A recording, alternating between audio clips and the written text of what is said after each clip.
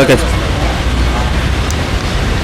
భారతదేశ వ్యాప్తంగా భారత కమ్యూనిస్ట్ పార్టీ సిపిఐ నాయకత్వంలో ఈ దేశంలో ఉన్నటువంటి నిత్యావసర ధరలను తగ్గించి సామాన్య ప్రజలకి అనుకూలంగా ధరలు తగ్గించి వాళ్ళకి మేలు చేయాలనే ఉద్దేశంతో ఈరోజు సెప్టెంబర్ 1వ తేదీ నుండి 6వ తేదీ వరకు భారత కమ్యూనిస్ట్ పార్టీ ఆధ్వర్యంలో నిరసన ఆందోళన కార్యక్రమాలు చేపడుతున్నాం.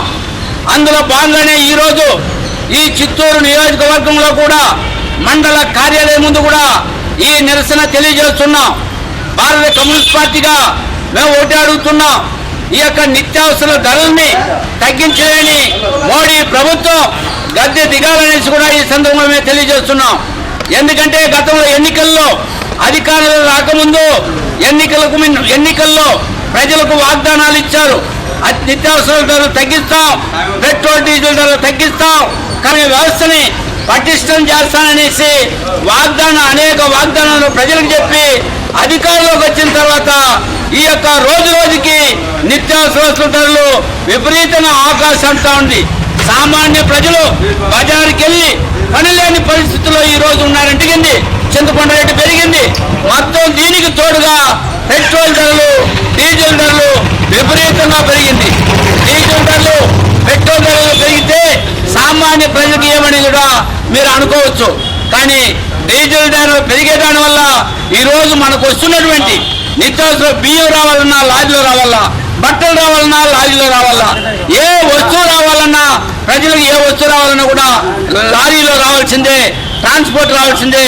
ఈ ట్రాన్స్పోర్ట్ ధర ఎప్పుడు పెరుగుతుందో అప్పుడు ఆటోమేటిక్గా ఈ యొక్క కూరగాయల ధరలు కానీ నిత్యావసర ధరలు కూడా పెరిగేదానికి అవకాశం ఉంది. కాబట్టి ఈ ధరలు తగ్గించాలనేసి కూడా భారత కమ్యూనిస్ట్ పార్టీ సిపిఐగా మేము డిమాండ్ చేస్తున్నాం. అదేవిధంగా ఈరోజు నిత్యావసర ధరలు తగ్గించ కాకుండా ప్రజా పంపిణీ వ్యవస్థని పటిష్టం చేయాలా. ఈ ప్రభుత్వ చౌక దుకాణాల్లో కేరళ రాష్ట్రంలో ఉన్నట్టు విధంగా ఈ కేరళ రాష్ట్రంలో 14 వస్తువులు స్టోర్లో ప్రజలకు అందిస్తున్నారు, సరఫరా చేస్తున్నారు. కానీ ఇక్కడ బియ్యం ఇస్తే పప్పు ఇరు, పప్పు ఇస్తే బియ్యం ఇరు, 3 చెక్కలు ఇస్తే చక్కెర ఉంటుంది.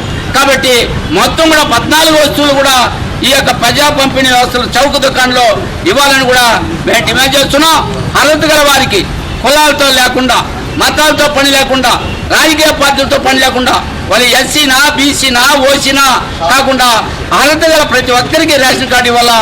అర్హత గల వారికి ప్రతి ఒక్కరికి ఇళ్ల స్థలాలు 2 సెంట్లు ఇచ్చి ప్రభుత్వమే నిర్మించాలని కూడా మేము డిమాండ్ చేస్తున్నాం.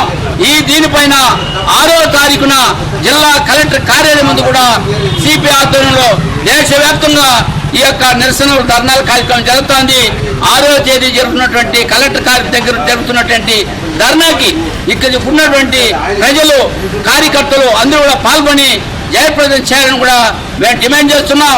దీన్ని వెంటనే మోడీ ప్రభుత్వం ధరలు తగ్గించకుండా ఉంటే భవిష్యత్తులో తగిన గుణపాఠం చెప్తానని కూడా ప్రజల తరఫున మీడియా ద్వారా ప్రభుత్వాన్ని, కేంద్ర ప్రభుత్వాన్ని హెచ్చరిస్తున్నాం.